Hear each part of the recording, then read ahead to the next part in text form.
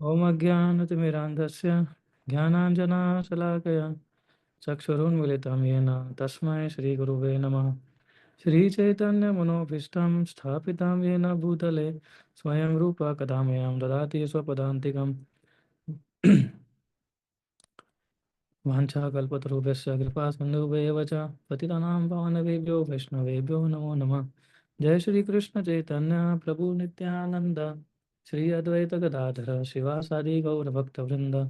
हरे कृष्णा कृष्णा कृष्णा हरे हरे, हरे राम राम राम हरे हरे।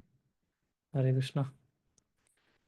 सो आज से हम लोग एक नया सीरीज शुरू कर रहे हैं शिक्षाष्टकम के ऊपर। तो आप में से जिन जिनको शिक्षाष्टकम याद नहीं है वो याद कर सकते हैं। ये बहुत ही महत्वपूर्ण श्लोक है और बहुत ही डीप मीनिंग इससे हमें पता चलता है। बहुत ही डीप मीनिंग महाप्रभु का जो मूड है, जो मिशन के लिए आए थे वो हमें पता चलता है और बहुत इम्पोर्टेंट है। अगर आप चैतन्य चरितामृत पढ़ेंगे, इफ विल रीड चैतन्य चरितामृत, तो ये जो पोर्शन है वो अंत्य लीला के एंड में आता है। अगर आप आदि लीला में जाएंगे तो 17 चैप्टर है, मध्य लीला में जाएंगे तो 25 चैप्टर है, और अंत्य लीला अगर हम पढ़ेंगे तो उसके अंदर 20 चैप्टर है। तो जो 20th चैप्टर है, लास्ट चैप्टर चैतन्य चरितामृत का, उसके अंदर महाप्रभु जो है हमें ये श्रेष्ठाष्टकम के रूप में दे रहे हैं।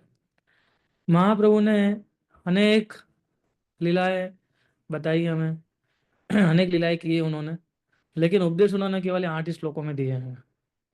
बाकी उन्होंने उपदेश दिए हैं, लेकिन बाकी जो उपदेश थे उन्होंने अपने डिवोटीज के साथ बांट दिए थे। जैसे संबंध ज्ञान के बारे में बताया सनातन गोस्वामी से, nectar of devotion, nectar of instruction जो हम पढ़ रहे हैं भक्ति रसामृत सिंधु, उपदेशामृत, वो उन्होंने बताया रूप गोस्वामी से।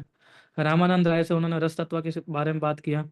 और जो हरिनाम चिंतामणि जो हमें प्राप्त होती है, वो उन्होंने हरिदास ठाकुर को जगन्नाथपुरी में स्थित बकुल में जो उपदेश दिए थे उसका एक पोर्शन है। तो महाप्रभु ने कभी, हम देखेंगे पूरे जीवन में उन्होंने कोई बिग बिग बड़े बड़े लिटरेचर नहीं लिखे उन्होंने। सो इसलिए मैं एक लेक्चर सुन रहा था, तो बता रहे थे कि महाप्रभु ने इतने बड़े बड़े शास्त्र नहीं लिखे। इसका मतलब ये है कि अगर कोई व्यक्ति स्कॉलर भी बन जाता है वेदों के अंदर, तो भी वो भगवान की कृपा के बिना नहीं समझ सकता है। अगर कोई व्यक्ति इतने सारे वेदों पढ़ने के बाद भी एस्टेब्लिश नहीं कर पाता है कि कृष्णा पूर्ण पुरुषोत्तम परमेश्वर है, तो फिर इतने सारे वेद और शास्त्र पढ़ने का क्या फायदा। और शिष्टाष्टकम प्रेयर जो है वो डायरेक्ट प्रेयर है हमारी भगवान को, और इतनी सबलाइन प्रेयर से ये कोई भी धर्म का व्यक्ति इसको पढ़ सकता है, कोई भी व्यक्ति। सो चैतन्य चरितमृत के अंदर हम अगर हम देखेंगे, सो हम देखते हैं कि कृष्णदास कविराज महाराज प्रभु जब लिख रहे थे वो कृष्णदास कविराज गोस्वामी कि तो जब भी कोई फिलोसॉफिकल चीजें आती थी तो एक प्रकार से पॉज बटन दबा देते थे और फिर उस फिलोसॉफी को एक्सपांड करते थे वो। अगर आप रूप गोस्वामी के उपदेश पढ़ेंगे, सनातन गोस्वामी के उपदेश पढ़ेंगे, तो उसमें देखना, अगर आप पढ़ेंगे तो पहले नैरेटिव करते हैं, नैरेट करते हैं, फिर जब कोई फिलोसॉफिकल पॉइंट आता है उसको थोड़ा पॉज करते हैं और फिर उस सेक्शन को एक्सपांड करते हैं वो। और इस प्रकार से ये जो चैतन्य चरितमृत है, that is a book of theology in the format of a biography.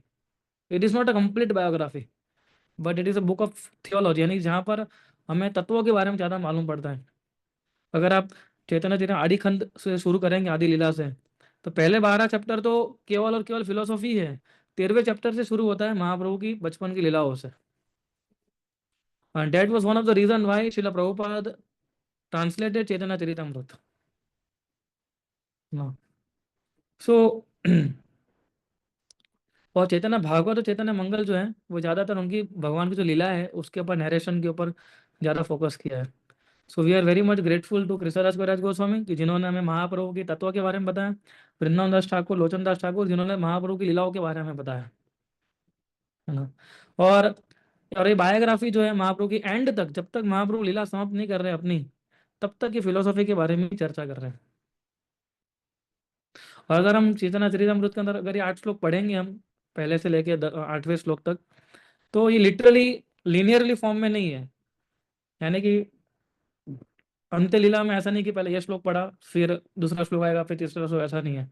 पहले एक श्लोक है, फिर ऋषिराज कविराज गोस्वामी कुछ बताते हैं उस श्लोक के बारे में, फिर दूसरा श्लोक आएगा, फिर वो कुछ श्लोक अपने बताते हैं, अपने हिसाब से वो आचार्यों की टिप्पणी के साथ हमें समझाते हैं। सो इसलिए इस प्रकार से हमारे आचार्यों ने डिस्क्राइब किया है कि चैतन्य महाप्रभु ने किस प्रकार से ये जो श्लोक दिए हमें, और फिर बाद में उन्होंने कंपोजिट यूनिट के फॉर्म में इसको हमारे सामने प्रस्तुत किया है। और जितना महाप्रभु इस श्लोक को बताते जा रहे थे, उतना ही डीपर और डीपर एक्सटेसी में चले जा रहे थे महाप्रभु। सो इसका नाम है शिक्षा अष्टकम। शिक्षा का मतलब क्या होता है? इंस्ट्रक्शन, है ना। तो 8 प्रकार के उपदेश जो महाप्रभु हमें देना चाहते हैं वो है। सो अगर आप महाप्रभु के मूड को देखेंगे अंत्य लीला में, चैतन्य चरितमृत के, तो महाप्रभु प्रचार के मूड में नहीं थे अंत्य लीला में। महाप्रभु ने प्राइमरली प्रचार किया जब संन्यास लिया। उसके बाद हम देखते हैं मध्य लीला के अंदर काफी महाप्रभु के ट्रैवलिंग का पोर्शन आता है कि जहाँ साउथ इंडिया गए, फिर वृंदावन गए नॉर्थ इंडिया में, बनारस गए नॉर्थ इंडिया में। लेकिन जहां तक वो पुरी में रहते थे, वहां पर महाप्रभु लार्जली मोड ऑफ रिलीशिंग में रहते थे। रिलीशिंग यानी कि कृष्ण की रिमेम्बरेंस में। और पूरा अंत्य लीला जो है, it is filled with interaction between lord Chaitanya Mahaprabhu and his devotees. Practically Antya Lila में किसी भी भक्त का वर्णन, किसी भी अभक्त का वर्णन नहीं है। ऐसा कभी नहीं आएगा अंत्य लीला के अंदर कि जहां पर चैतन्य महाप्रभु किसी अभक्त के साथ बात कर रहे हैं या किसी नए भक्त के साथ बात कर रहे हैं। सो इवन कई बार रघुनाथ भट्ट गोस्वामी या कोई किसी को लेके आते थे साथ में अपने, तो भी महाप्रभु उससे इतना इंटरेक्शन नहीं करते थे, because Mahaprabhu wanted to interact only with devotees. Antya Lila के अंदर हम देखेंगे तो। सो और ये पोर्शन अंत्य लीला के अंदर आता है। सो इसलिए ये बहुत इंपॉर्टेंट हो जाता है कि महाप्रभु का जो इंटरनल जो डिवोटिस के साथ उनका संबंध था, भक्तों के साथ, और भक्तों को जो देना चाहते थे वो उन्होंने इसके फॉर्म में हमें दिया है ना। और जब महाप्रभु ये बता रहे थे कि शिक्षाष्टकम, एक्चुअली देयर इज नो, कोई ऑडियंस नहीं थी जिसके सामने बता रहे थे वो, है ना। सो जैसे भगवत गीता जो है ऑडियंस के सामने बताई गई है ना, इस प्रकार से देखने जाए तो। इसलिए कॉन्ट्रास्ट ये है कि Shikshashtakam is an actually instruction and they are in the mood in the instruction to one self. अगर आप पूरा शिक्षाष्टकम पढ़ेंगे तो 2 प्रकार के मोड है इसमें, कि he is in the, Chaitanya Mahaprabhu एक मोड ऑफ रिफ्लेक्शन में है, और रिफ्लेक्टिव मोड में वो बता रहे हैं हमें, यानी ही स्पीकिंग टू हिमसेल्फ, और खुद के साथ बात करते हुए हमें भी बता रहे हैं, है ना। तो अगर हम एक्चुअली शिष्टाश्रम को देखेंगे तो ये भगवत गीता या भागवतम जैसी उपदेश नहीं है। It is more like instruction which comes in the Vaishnav songs. हमारे जो वैष्णव सॉन्ग है उसके अंदर कितने सारे उपदेश हमें मिलते हैं। लेकिन प्राइमरीली ये जो सॉन्ग लिखे गए थे, तो हमारे वैष्णव आचार्य इन सॉन्ग अपने एब्जॉर्प्शन के लिए लिखे थे, कि वो जैसे भजऊ रे मना श्री नंद नंदना, इस प्रकार का अगर आप भजन हम देखेंगे, ज्यादातर क्या है कि ये भजन जो है वो किसी और के लिए नहीं गा रहे, लेकिन खुद के लिए गा रहे हैं, और उसके अंदर से हमें उपदेश मिल रहे हैं। वो अपने मन को समझा रहे हैं, लेकिन उसके द्वारा हमें उपदेश मिल रहे हैं। वो अपने मन को प्रचार कर रहे हैं और उसके द्वारा हमें उपदेश मिल रहे हैं। सो शिक्षाष्टकम के अंदर ये इनर कंटेम्पलेशन का मूड है, यानी एक प्रकार से हम this is instruction given by one self to one self. तो महाप्रभु इस मोड के अंदर ये सारे उपदेश जो है हमें बता रहे हैं। और कुछ जो प्रेयर्स है वो डायरेक्ट भगवान को भी है। ऐसा नहीं है कि 8 श्लोक जो है केवल खुद के लिए गा रहे हैं। अगर हम वर्ष टू वर्ष जाएंगे तो कुछ चीजें महाप्रभु बता रहे हैं खुद के लिए, यानी हमारे हमारे लिए, और कुछ चीजें वो कृष्ण को प्रे कर रहे हैं, इस प्रकार से। तो कुछ वर्सेस 6th में ऐसे है कि just soul speaking to the mind, यानी हमारा जो आत्मा है वो मन को बोल रहा है, यानी हम मन से बात कर रहे हैं, उस प्रकार से महाप्रभु बता रहे हैं। यानी Chaitanya Mahaprabhu speaking to himself, and another जो कुछ श्लोकास है जिसके अंदर वो भगवान को डाइवर्ट कर रहे हैं, जैसे आई नंद तनुजा किन करम पतितम मां विष्णु भगवान बुद्धम।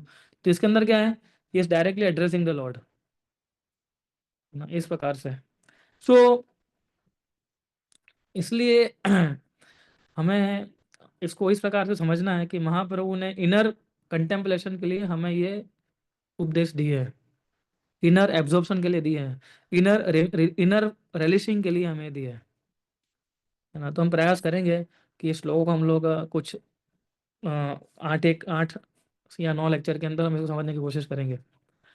और महाप्रभु ने ये श्लोका प्रेजेंट किए हैं संबंध, अभिधेय और प्रयोजन के रूप में ही हमें बताया महाप्रभु ने, है ना।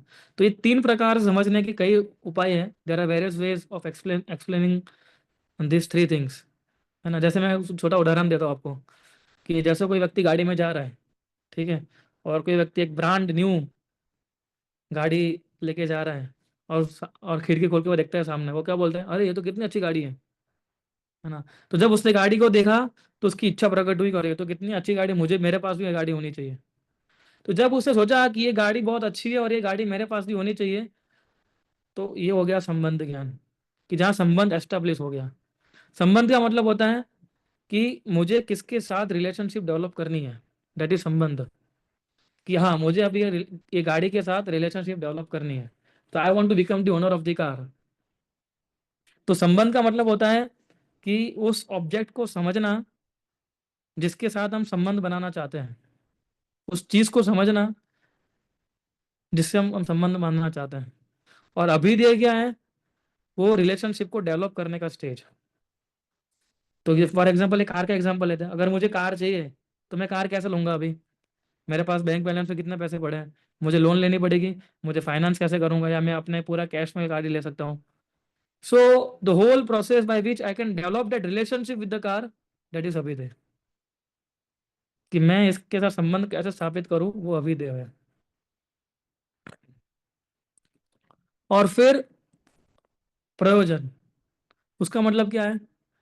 कि फॉर एग्जाम्पल मान लीजिए, दूसरा एक एग्जाम्पल है तो गाड़ी का ही, कि एक बार कोई बता रहा था, एक एडवर्टाइजमेंट थी गाड़ी की, उसके अंदर बता रहे थे कि एक व्यक्ति गाड़ी लेके जा रहा है, ठीक है, और एक लड़की उसको देख रही है गाड़ी में होते हुए, और पीछे से एक व्यक्ति भी देख रहा है जो उसको एनवी कर रहा है ये गाड़ी के कारण। तो एडवर्टाइजमेंट में क्या, वैसे इतनी अच्छी एडवर्टाइजमेंट नहीं थी। एडवर्टाइजमेंट क्या दिखाने जा रहे हैं, कि तुम ये गाड़ी लो, और तुम्हारे जो आस पड़ोस वाले हैं, नेबर से तुम्हारे, वो आपसे जलेंगे ये गाड़ी लेने के बाद। तो जो एनवी की जो खुशी है वो तुम्हें मिलेगी, इस प्रकार का। सो ये है प्रयोजन। प्रयोजन का मतलब क्या होता है? फल। तो इस केस में क्या हो गया, the enjoyment of envy is the प्रयोजन। तो प्रयोजन का मतलब होता है फल। तो संबंध का मतलब क्या हुआ, कि जो ऑब्जेक्ट जिनके साथ संबंध बनाना चाहते हैं वो, है ना। तो हमारे महाप्रभु क्या बता दें कि संबंध क्या है? जो कृष्ण के साथ संबंध बनाना, संबंध हो गया। भक्ति क्या है? अभिधेय हो गया। और जो प्रेम है, जो भक्ति करने से मिलता है, वो है प्रयोजन। सो आध्यात्मिक जीवन के अंदर हमें कृष्ण के साथ संबंध बनाना है ना। सो एक बार ये संबंध स्थापित, जो जीएसडी प्रोग्राम क्या है, हमारा संबंध है एक प्रकार से, जो हम जीएसडी लेते हैं वो। तो जिस कारण से क्या होता है कि हमारा संबंध बनता है भगवान के साथ, मालूम पड़ता है ना। फिर धीरे धीरे हमारा प्रोग्रेस होता है इस प्रकार से। सो और फिर हम प्रेम के स्तर तक पहुंचते हैं। लेकिन हमें देखना है कि शिष्टाष्टकम जो है, आ, दूसरा एक उदाहरण लेता हूँ चलिए, जिसको हम समझ सके। और इसको, कि कुछ कुछ केसेस में कैसा होता है कि हम लोग कई बार, एक बार गाड़ी देखते हैं, तुरंत उस आकर्षित हो जाते हैं और हमें लेने की इच्छा हो जाती है। लेकिन मान लीजिए कई बार हम घर खरीदने जाते हैं, तो हमें तुरंत एक एक साथ में अच्छा नहीं लगता है। तो आप सबने घर खरीदे होंगे, तो आपने बहुत सारे घर देखे होंगे ना। ऐसा तो नहीं था कि एक पहली बार घर देखा और आपने चूज कर लिया। आपने बहुत सारे मकान देखे होंगे, फिर आपने चूज किया होगा, है ना। सो एक बार हम देखते हैं कि नहीं, अच्छा घर है लेकिन इतना अट्रैक्टिव नहीं है वो, है ना। फिर हमें एजेंट दूसरे घर दिखाने लेके, दूसरे घर, दूसरे एमिनिटीज दिखाने के लिए वो ले जाता है ना। तो लेकिन फिर जब किसी कोई घर हमें एकदम पसंद आ जाता है, कोई अच्छा लग जाता है हमें, है ना, तो हम तुरंत चूज कर लेते हैं कि हाँ, यही घर मैं ढूंढ रहा था। तो संबंध का मतलब होता है कि when we understand the value, the importance, the glory of the object with which we want to develop relationship. ये भी एक प्रकार का संबंध है, कि जब हम समझते हैं कि ये जो चीज है उसकी वैल्यू क्या है, इसका इंपॉर्टेंस क्या है, इसकी महिमा क्या है। तो जब हम उसकी वैल्यू समझेंगे, जब उसकी महिमा समझेंगे, जब इंपॉर्टेंस समझेंगे, तो रिलेशनशिप बनाना आसान हो जाता है। है ना। तो इसी प्रकार से शिष्टाष्टकम के अंदर हम देखेंगे कि किस प्रकार से पहले 5 श्लोक जो है, अगर हम उसको इकट्ठा करेंगे तो एक संबंध के बारे में बताते हैं वो, है ना। सो संबंध किसके, विद रिस्पेक्ट टू कृष्णा। संबंध का मतलब ये नहीं होता है खाली कृष्णा की ग्लोरी को समझना, it also means understanding our position in relationship with Krishna, है ना। तो पहले तो 5 श्लोक जो है वो संबंध ज्ञान हमें दे रहे हैं, तो शिष्टाश्रम में पहले जो है। और एक्चुअली अगर हम देखेंगे तो पूरा शिष्टाश्रम का जो मूड जो है पूरा, वो दो ही मूड है, एक है खुद को इंस्ट्रक्ट करना और दूसरा है भगवान से प्रार्थना करना। और उस प्रकार से देखने जाए तो 8 श्लोक जो है वो क्या है, अभिधेय है। So just by reciting this verses we are contemplating on the lord, we are contemplating how we are connected with him. तो जब कनेक्शन की बात आती है तो वहाँ अभिधेय हो जाता है ना। सो जैसे प्रहलाद महाराज बता रहे हैं, श्रवणम कीर्तनम विष्णु स्मरणम, जो श्लोक बताते हैं। और तो प्रहलाद महाराज बोलते हैं कि this is the best knowledge, कि ये नौ नौ नौ नौदा भक्ति जो है वो सबसे अच्छा तरीका है जिससे हम हमारी एक्टिविटीज को कृष्ण के साथ डोटेल कर सकते हैं, जिस कारण से हम कृष्ण के साथ हमारा संबंध स्थापित कर सकते हैं, या फिर कृष्ण के साथ हम प्रेम डेवलप कर सकते हैं। तो ये सबसे बड़ा नॉलेज है ये। तो जब हम शिक्षाश्रम पढ़ते हैं, ध्यान, we are doing shravanam also, we are doing kirtanam also, we are doing smaranam also. और स्मरण करना वो खुद ही अभिधेय है। सो एक्चुअली देखना चाहो तो 8 श्लोक अभिधेय ही है, और प्रयोजन क्या है, प्रेम स्थापित करना, है ना। सो और प्रेम जब डेवलप होता है तो हमारे अंदर एब्जॉर्प्शन होता है भगवान के प्रति। जब स्पिरिचुअल इमोशन के साथ हम जब एब्जॉर्प्शन डेवलप करते हैं, तो आप श्लोक नंबर 6, 7 और 8 जब देखेंगे, है ना, तो दैट इज एक्चुअली प्रयोजन।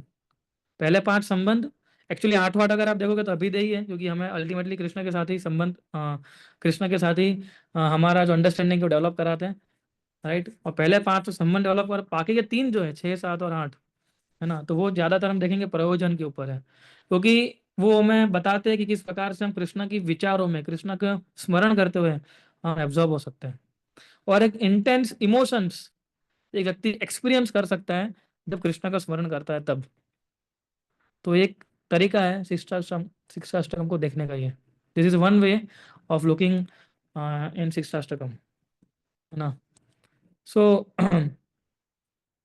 इसलिए, और हम देखते हैं कि एक प्रकार का महाप्रभु जब प्रकट हुए थे, किसके भाव से प्रकट हुए थे, वो भी राधा रानी के भाव लेके प्रकट हुए थे, है ना। तो हम, और राधा रानी का जो भाव है वो भी हम इसमें देख पा रहे हैं, जब 8वें श्लोक के अंदर बताते हैं महाप्रभु, दैट इज अ भाव of a devotee, a pure devotee, कि आप चाहे कुछ भी क्यों ना करें लेकिन मैं तो आपका ही रहूंगा, ऐसा करके, है ना।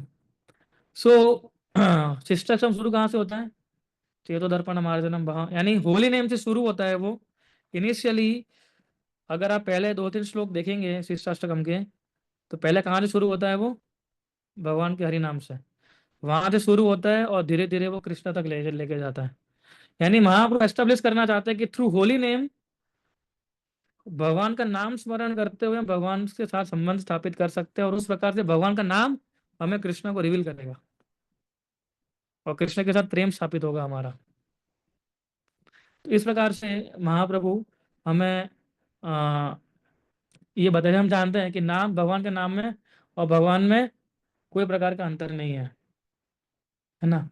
हम बोलते हैं ना ये, कि भगवान और भगवान के नाम में किसी प्रकार का अंतर नहीं है ना। लेकिन आप देखिए कि हमें अफेक्शन डेवलप करना होता है एक प्रकार से नाम से भी।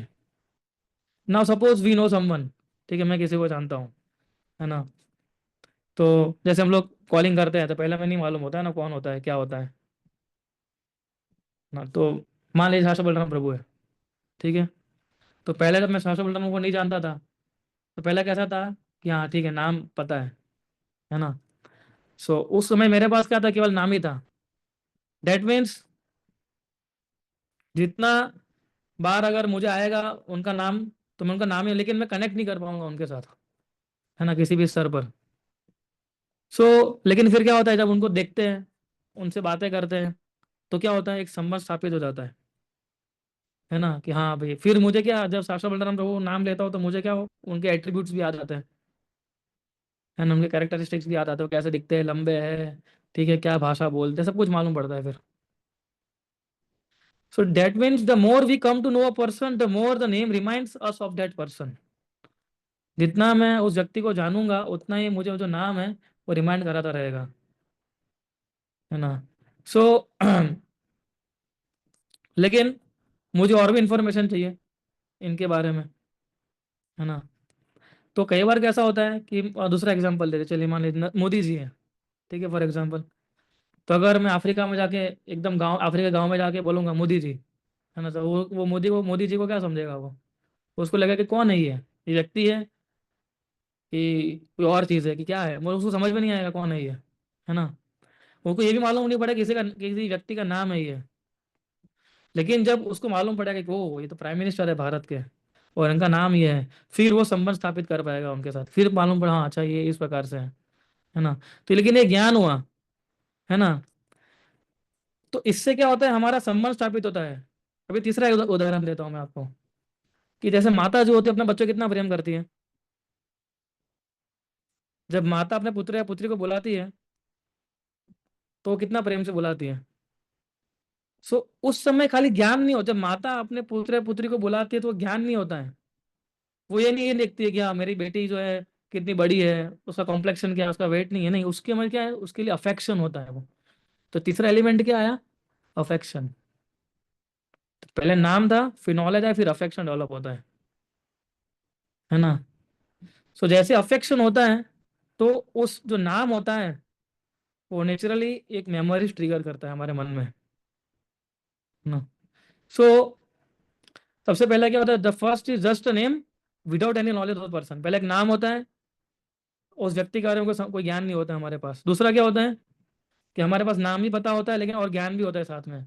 और तीसरा क्या है, नाम भी पता है, ज्ञान भी है, और उस व्यक्ति के साथ हमारा संबंध स्थापित हो जाता है, फिर हमारे लिए अफेक्शन भी होता है ना। इसलिए तो हरि नाम हम लेते हैं तो कई बार हम फिर अफेक्शनेट हरि नाम लेना शुरू करते हैं, है ना, क्योंकि हमारा जो है उसके साथ संबंध स्थापित हो चुका है। इसलिए महाप्रभु शिष्टाष्टकम शुरू करते हैं हरि नाम की ग्लोरी से और एंड करते हैं कृष्णा के एब्जॉर्प्शन पे, है ना। तो इन दैट सेंस शिष्टाष्टकम का जो फ्लो है, the flow itself reveals the non difference of the holy name and Krishna. इसका मतलब यह है कि जब व्यक्ति हरि नाम लेगा तब वो धीरे धीरे स्तर तक आ सकता है, अगर वो ठीक से हरि नाम लेगा, कि हरि नाम में और भगवान में कोई प्रकार का अंतर नहीं है, है ना। महाप्रभु बताते दूसरे श्लोक के अंदर, नाम नामकारी बहुधा निज सर्वशक्ति, तो बताते हैं कि how Krishna and his holy name are non different, है ना। सो इस प्रकार से ये जो अ, हम समझ सकते हैं शिष्टाष्टकम के प्रेयर्स को, संबंध, अभिधेय और प्रयोजन से भी, राइट।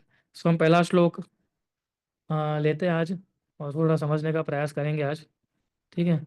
तो पहला श्लोक क्या है शिष्टाश्रम का, चेतो दर्पण मार्जनम भव महा दावाग्नि निर्वापनम श्रेया कैरव चंद्रिका वितरणम विद्या वधु जीवनम आनंदाम्बुदिवर्धनम प्रतिपदम पूर्णामृतास्वादनम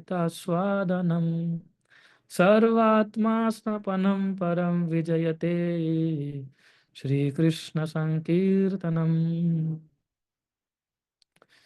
इस बहुत ही इंस्पायरिंग श्लोक है, फर्स्ट श्लोक ही है, जहाँ पर वो हमें महाप्रभु हरिनाम की महिमा विशेष रूप से बताते हैं वो। तो चेतो दर्पण मार्जनम, यानी कि cleansing the mirror of the heart, कि हमारे हृदय का जो मिरर है उसको किस प्रकार से साफ करना है वो। भावा भव महादावाग्नि निर्वापणम, यानी कि extinguishing the great forest fire of birth and death, कि किस प्रकार से हमारा हृदय जब शुद्ध होगा तो हम इस जो जन्म के चक्कर से किस प्रकार से बाहर निकल सकते हैं। श्रेय कैरव चंद्रिका वितरणम, कि जिस प्रकार से जो चंद्रिका यानी कि जो मून रेज होती है, हम एक एक वर्ड को समझने की कोशिश करेंगे आगे। तो मून रेज जो होती है किस प्रकार से गुड फॉर्चून लाती है, विद्या वधु जीवनम, है ना। तो ये सारी विद्याओं का क्या है, जीवन यानी लाइफ है, this is life of all transcendental knowledge. आनंदाम बुद्धिवर्धनम, जितना आप लेंगे उतना आनंदाम बुद्धि वर्धनम, उतना हमारा it will increase the ocean of transcendental bliss प्रतिपदम, and at every step it will increase the transcendental bliss. पूर्ण अमृत स्वादनम, अब पूर्ण रूप से हमें अमृत का स्वाद कराता है। सर्वात्मा स्नापनम परम विजयते श्री कृष्ण संकीर्तनम, supreme glory, supreme victory, the congregation ending of the holy name. तो एक प्रकार से बोल सकते हैं जो गीत है एक विक्टरी क्राई है ना। कि किस प्रकार से चैंटिंग का जो पावर है, चैंटिंग जो है, हरि नाम जो है, कितना हमारी लाइफ को ट्रांसफॉर्म कर सकता है ना। सो हम लोग चेतो दर्पण मार्जनम से शुरू करेंगे, और मैं आज ज़्यादातर चित्त और माइंड के ऊपर डिस्क्रिप्शन ज़्यादा करूंगा कि मन और चित्त के अंदर क्या डिफरेंस है, कि शुरू कहाँ से होती है, चेतो दर्पण मार्जनम से, चित्त से। लेकिन उससे पहले हम कुछ 10-15 मिनट के अंदर हम लोग जो अलग अलग जो हमने बताया अभी आपको, टोटल मोर देन कितने 7 एक जितने जो वर्ड्स है इसके अंदर, उसको हम समझने की कोशिश करेंगे। पहला क्या है, चेतो दर्पण मार्जनम। हमारा हृदय कैसा है, आईना जैसा है, और आईना कैसा बड़ा भरा पड़ा है, डस्ट से। और डस्ट क्या है, अभी हमारे आईना में देखते हैं कि धूल मिट्टी जम जाती है, तो हमारे हृदय की धूल मिट्टी क्या है, व्हाट इज धूल मिट्टी ऑफ हमारे हृदय, क्या है? आपको लगता है कि आपके हृदय के अंदर धूल मिट्टी है? तो धूल मिट्टी क्या है, कौन बताएगा? भौतिक आसक्तियां। भौतिक आसक्तियां, यस। फिर अपने काम विकार क्रोध को, लोभ। काम क्रोध लोग। काम क्रोध लोभ मोह। भक्तों की निंदा करना हमेशा। भक्तों भक्तों की निंदा करना हमेशा, यस। अविद्या। अज्ञानता। अज्ञानता। अविद्या। अविद्या, हाँ, इग्नोरेंस। ईगो। ईगो। यानी आप सबको मालूम है कि हमारे हृदय के अंदर धूल है, वो कैसी है? है ना, सभी है ना, अज्ञानता, ईगो, भक्तों की निंदा करना। फिर क्या बताया शास्त्रों में आपने? अविद्या, नहीं, अविद्या। अविद्या, हाँ। ईर्ष- ईर्षा। ईर्षा, हाँ, काम क्रोध लो, महेंद्र ने जो बताया। तो ये सब क्या है, मटेरियल डिजायर, ये सब इम्प्योरिटीज है जो हमें कंडीशनिंग बनाती है। और चैंटिंग क्या करता है, इसको दस को साफ करता है, ताकि हमारा सोल का जो ट्रू नेचर है वो शाइन हो सके। अब मान लीजिए अगर कोई, जो आपके, आप सब गृहस्थ है, ठीक है, आपके घर पे आईना तो होगा ही सबके घर पे, ठीक है। अगर आईने में धूल होती है तो हम ठीक से देख पाते हैं अपने आप को? हम बिल्कुल नहीं देखा, कितना हम उसको है ना नीचो नीचो के साफ करते हैं आईने को। तो उस प्रकार से चैंटिंग जो है, chanting is that cloth that removes और डस्ट ऑफ लस्ट, एंगर और ग्रीड ना। काम क्रोध लोभ जो क्या है, ये तीन सबसे मुख्य है। उनमें से जो बाकी सब जो चीजें आपने बताई वहां से निकलती है सारी चीजें, है ना। प्रभुपाद पर्पट के अंदर लिखते हैं कि ये डस्ट जो है बहुत जन्मों जन्मों की हमारी डस्ट बंधी हुई है ये, but the holy name acts like a powerful cleanser which instantly starts the purificatory process, है ना। उसके लिए उदाहरण दिया जाता है बिल्वा मंगल ठाकुर का, है ना। बिल्वा मंगल ठाकुर कितने बड़े स्कॉलर थे, है ना, लेकिन बिल्वा मंगल ठाकुर नहीं थे कि जो अपनी भौतिक इच्छाओं को पूरी करने के लिए एक वैश्य के साथ उनको संबंध बनाने के लिए एकदम पहाड़ के अंदर वो खिड़की, मतलब एक वो सांप को रोप समझ लिया था ना, उसके माध्यम से वो वहां तक पहुंचे थे। उस उनको भी जब ये चैंटिंग जो है प्योरीफाई कर सकती है। सो उसको इस एग्जांपल से मालूम पड़ सकता है, this shows how the holy name can turn even a fallen soul back to Krishna. अजय मिल को देख लीजिए, है ना। फिर क्या है, भव महादावाग्नि निर्वापणम, यानी इसका मतलब extinguishing the fire of birth and death. So हम लोग हर रोज क्या गाते हैं मंगला आरती में, संसार दावा नलित लोक। तो संसार कैसा है, दावानल जैसा है। हम हर रोज गाते हैं संसार दावानल जैसा है, लेकिन फिर भी हमें संसार से बाहर निकलने की कोशिश नहीं करते,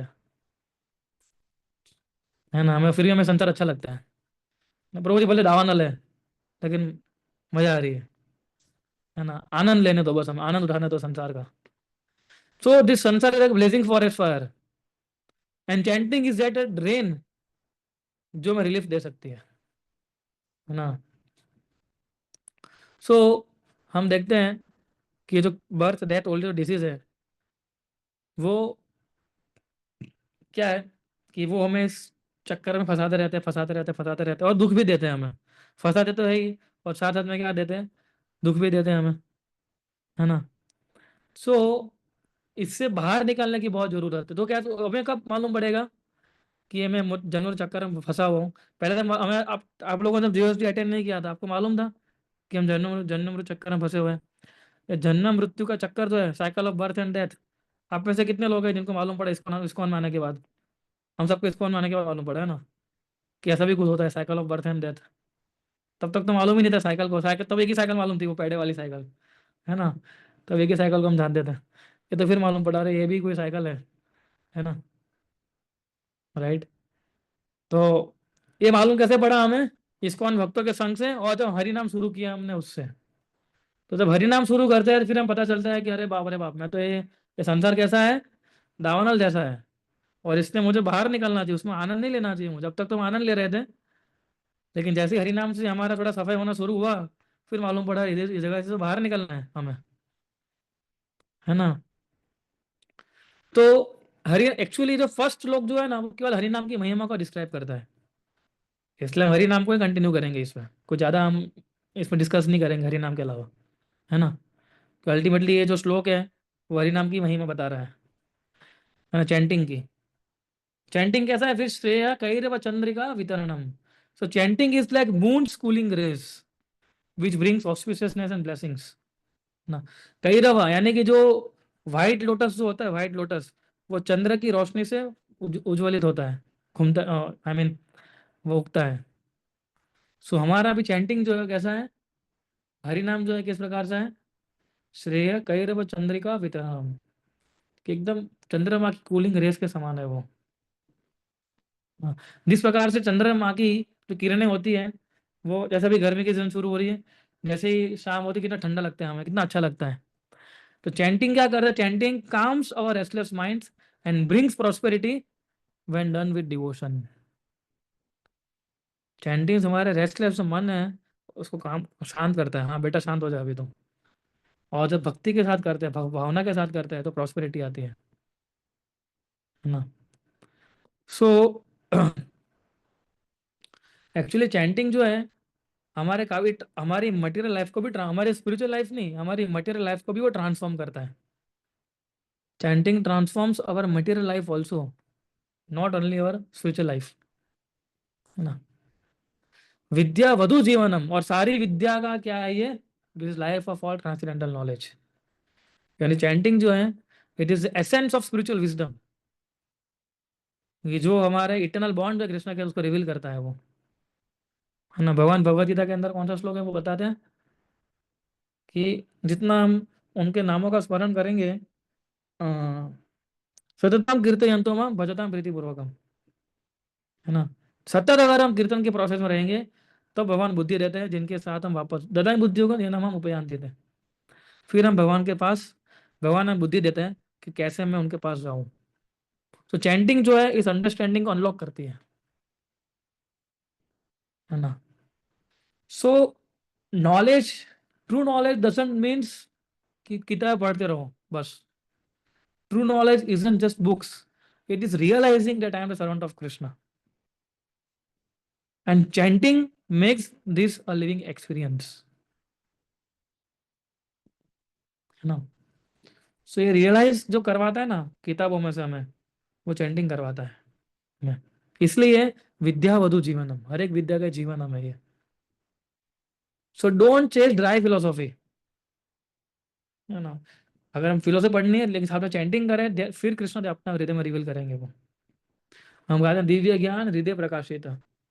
दिव्य ज्ञान हृदय में कैसे प्रकाशित होता है? भक्तों की सेवा करने से, चैंटिंग करने, खाली पढ़ने से नहीं होता है।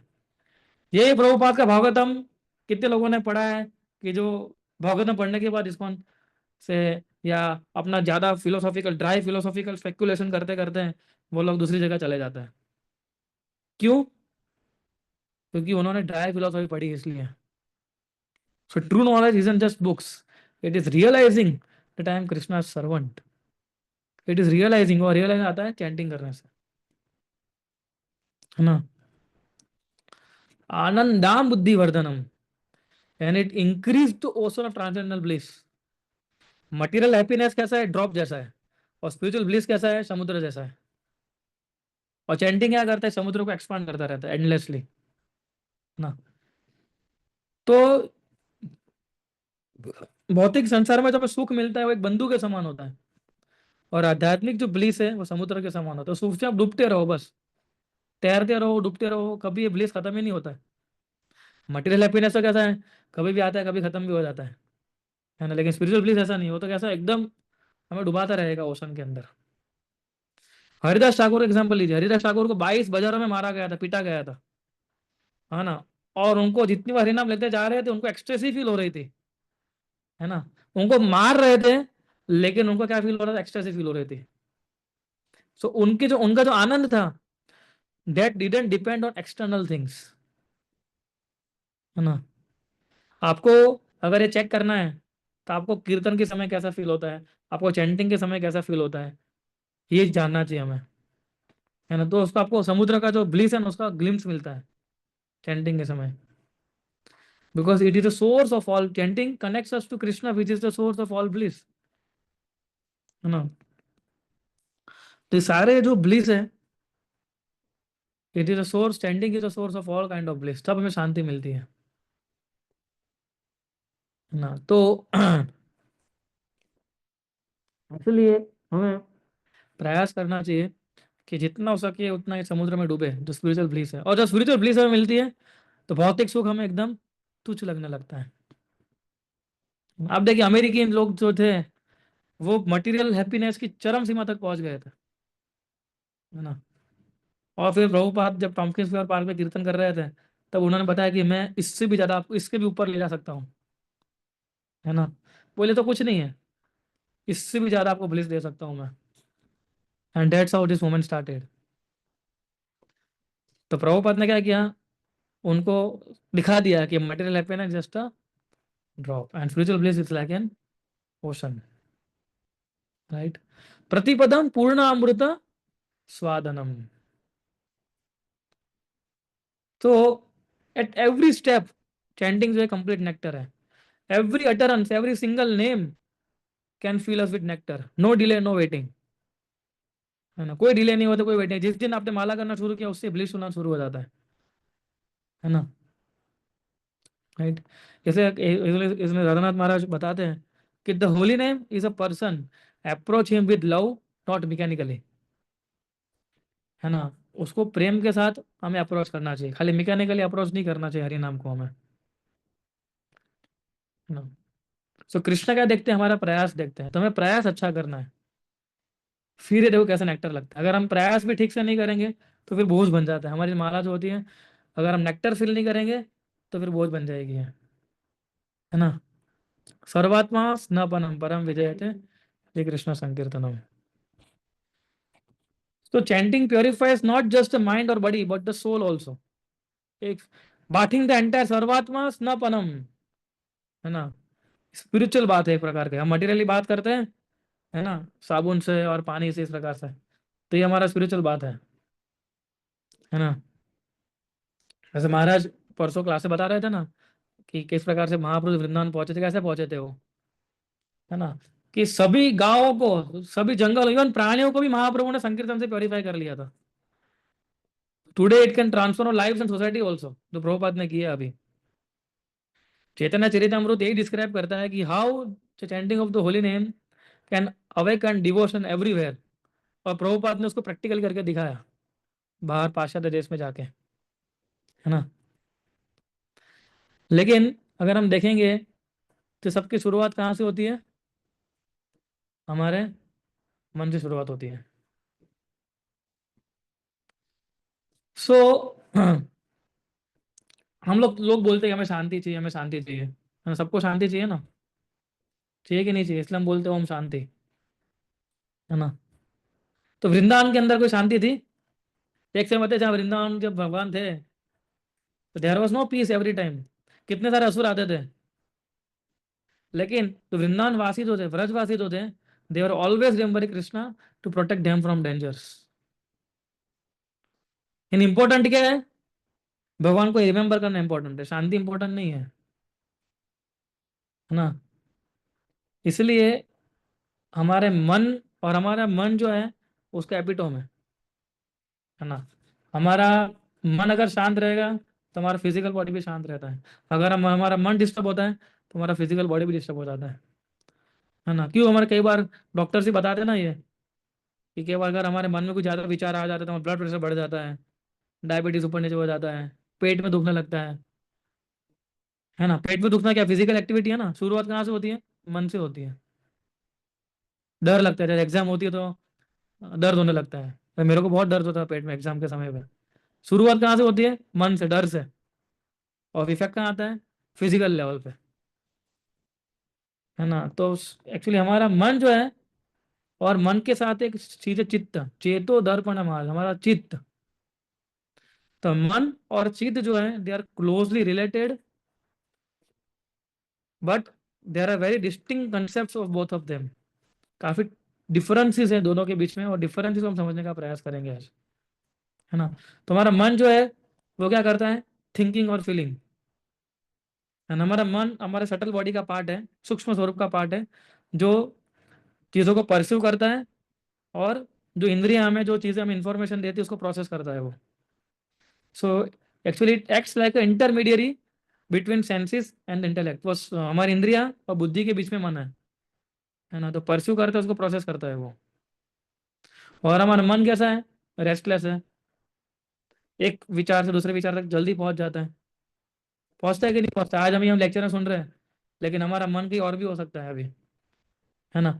लेकिन हम क्या बोलते हैं, हमारे मन को बोलते हैं कि नहीं, अभी मैं लेक्चर सुन रहा हूँ, तो मुझे अभी मन को कहाँ रखना है, लेक्चर में रखना है।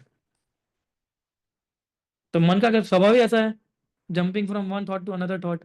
And mind is influence by external stimulus. External चीजों को जो हम देखते हैं उससे काफी इन्फ्लुएंस हो जाता है वो, है ना। राग द्वेष ये सब कहाँ से शुरू उत्पन्न होता है, हमारे मन से। इमोशंस, डिजायर्स, ये सभी चीजें। तो जैसे हम कोई स्वीट देखते हैं, गुलाब जामुन देख लिया हमने, तो हमारा मन तुरंत डिजायर करता है उसको खाने के लिए। क्यों, क्योंकि हमें मालूम है कि इसका स्वाद कैसा आता है हमें, है ना। तो ये माइंड हो गया। अभी चित्त का मतलब क्या है, व्हाट इज चित्त। चित्त means store house of impressions. तो मेमोरी और सबकॉन्शियस माइंड, वो हमारा चित्त है। चित्त जो है it is the deeper layer of the mind. मन का और सूक्ष्म लेयर है वो, कि जहां पर हमारे सारे पास्ट एक्सपीरियंसेस, थॉट्स स्टोर होते हैं, है ना। उसको हम ज्यादातर ऑफन बोलते हैं सबकॉन्शियस माइंड बोलते हैं, या स्मृति बोलते हैं। सूक्ष्म मन, स्मृति। स्मृति यानी मेमोरी बैंक, जहाँ पर हमारी सारी स्मृति स्टोर होती है। Whatever we think feel और एक्सपीरियंसेस, मन से जो भी हम थिंक फीलिंग एक्सपीरियंसेस सोचो, उसकी इंप्रेशन कौन रखता है, चित्त रखता है। और जब हमारी थॉट्स, एक्शंस और टेंडेंसीज को वो क्या करता है, इन्फ्लुएंस करता है ना। इसलिए हम बोलते हैं हमारे चित्त को शुद्ध रखना चाहिए, है ना। हम जब बोलते हैं ध्यान करने से क्या होता है, हमारा चित्त शुद्ध होता है। तो ध्यान जो है ना, वो हमारे चित्त को मोक्ष की तरह ले जाने के लिए बहुत इंपॉर्टेंट रोल प्ले करता है। अगर आप भले ही, उसका एग्जाम्पल, अगर आप भले ही कॉन्शियसली, अगर आप स्वीट के बारे में नहीं सोच रहे हो, किसी मिठाई के बारे में नहीं सोच रहे हो, लेकिन चित्त के अंदर हमारी जो खाने की, जो स्वाद करने की, उसकी स्मेल की जो मेमोरीज है वो तुरंत ट्रिगर होती है। फिर माइंड उसको रिकॉल करता है चित्त में से, और फिर डिजायर उत्पन्न होती है। ये है हमारा चित्त। तो चित्त क्या हुआ, मन का एक डीपर लेयर हो गया, जहां पर हमारी मेंटल इंप्रेशंस सूक्ष्म से सूक्ष्म रूप में भी स्टोर होती है ना। सो मैं एक स्क्रीन शेयर करता हूँ, आप पढ़े, डिफरेंसेस पढ़िए आप लोग।